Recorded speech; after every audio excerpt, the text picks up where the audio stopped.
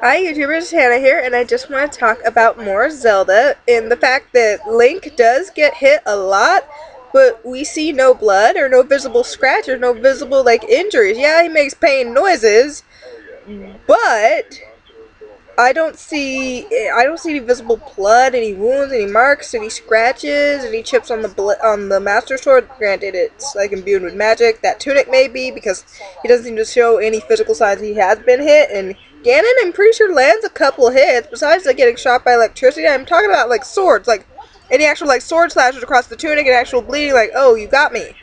No visible evidence of that. So either Ganon sucks worse than we think he does, or that's a magical tunic. I don't know.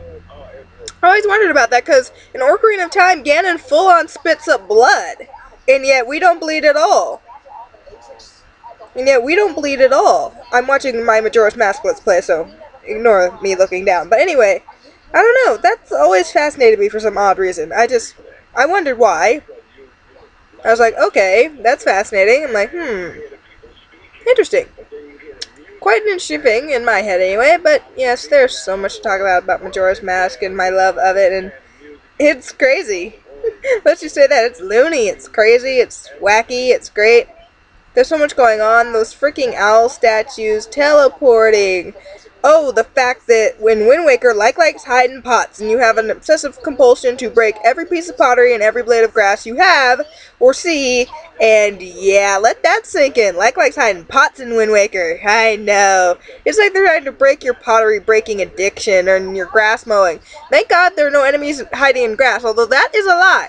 In the original Zelda, enemies did hide in grass. So, it's like they're trying to break that addiction of you. Why? Because they're evil. And they suck.